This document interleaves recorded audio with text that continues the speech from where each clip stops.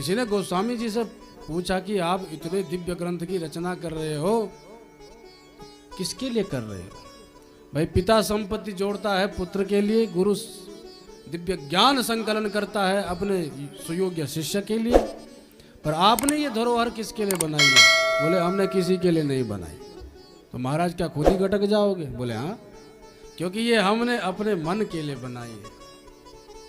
ये मन ही तो दुखी करता है, प्रभु में स्थिर रहता कहाँ है?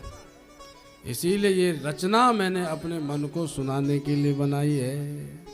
स्वांतः सुखाय तुलसी रघुनाथ गाथा, भाषा निबद्धमति मंजुल मातनोति।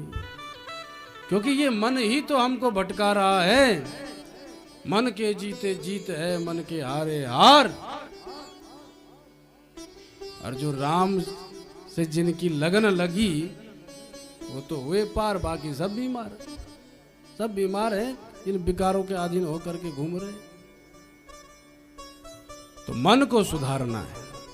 ये कथा जो हो रही है ये भी मन को सुधारने के लिए है कि हमारा मन हमारे भोलेनाथ में लग जाए, हमारे राम में लग जाए। और जब तक आप इस मंदिर में हैं तब तक तो आप पर खूब प्रभाव प्रभु का रहेगा, पर बाहर जाते माया फिर अपना असर दिखाने लगेगी। तो फिर करें क्या? बोले बाहर जाके कथा को मत छोड़ो। बाहर जैसे आप इस मंदिर से निकलते हो तो सावधान हो जाओ कि सारे घुसपैठिए बाहर खड़े हैं।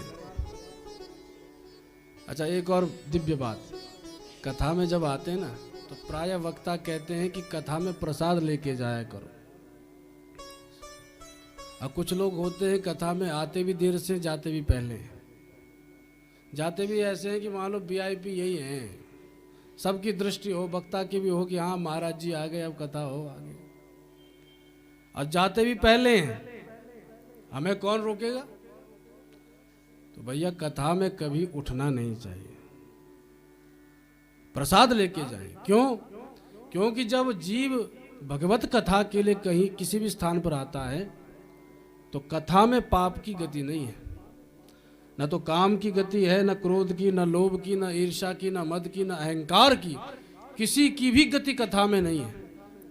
तो जैसे ही आपने सिर झुकाया विष्णु मंदिर में या किसी भी मंदिर में, तो ये सब के सब सिर से बाहर निकलने शुरू हो जाते हैं और सारे द्वार पे खड़े रह जाते हैं। हमारे मालिक साहब अंदर चले गए, अब यहीं खड़ा रहना पड़ेगा, तो सारे गेट पे खड़े हो जाते हैं। अब कथा सुन करके जब आप जाते हो तो ये सब फिर आक्रमण करते हैं।